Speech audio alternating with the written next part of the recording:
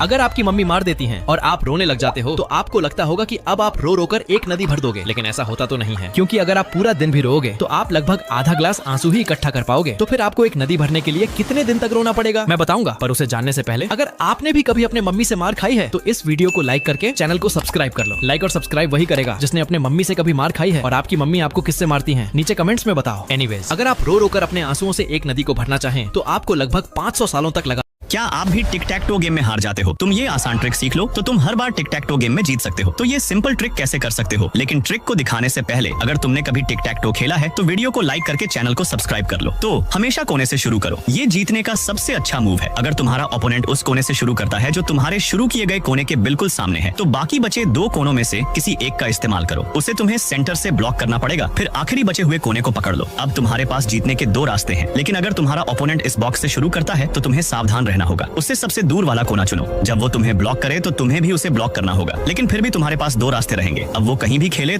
अगर कभी कोई कुत्ता तुम्हारा पीछा करे तो घबराना मत। ज्यादातर लोगों की पहली कोशिश घबराकर भागने की होती है, लेकिन कुत्ते बहुत तेज भागते हैं और आसानी से पकड़ सकते हैं, और अगर वो काट ले तो तुम्हारी हालत खराब हो जाएगी। तो फिर क्या करना चाहिए मैं बताता हूँ, लेकिन पहले आप दौड़ पाते हो तो वीडियो को लाइक करके चैनल को सब्सक्राइब कर लो, वरना कुत्ता आपके पीछे पड़ जाएगा। ट्रिक ये है, शांत रहो और सीधा खड़े रहो। कुत्ते की आंखों में सीधे मत देखो, वो इसे खतरा समझता है। धीरे धीरे पीछे हटो, लेकिन अपना साइड कुत्ते की तरफ रखो, और अगर वो फिर भी पास आता रहे तो किसी को मदद के लिए आवाज लगाओ। अगर कोई ना आए तो आपके पास कोई चीज जैसे डंडा या लकड़ी उठा लो और उसे अपने और कुत्ते के बीच में रखो और धीरे धीरे। मुर्गी के अंदर अंडा कैसे बनता है? सबसे पहले मुर्गी के शरीर में एक पीला रंग बनता है जिसे हम जर्दी कहते हैं। कुछ दिनों में यह पीला रंग तैयार होकर एक लंबी गोल नली में चला जाता है, जहां अंडे का सफेद हिस्सा बनता है। अंडे का सफेद भाग उसके चारों ओर बनना शुरू होता है। फिर अंडा धीरे धीरे नीचे की ओर बढ़ता है और इस दौरान इस पर एक सख्त खोल बनना शुरू होता है। करीब 24 घंटे बाद अंडा पूरी तरह से तैयार होकर बाहर आता है। अगर आपने कभी मुर्गी देखी है तो लाइक एंड सब्सक्राइब।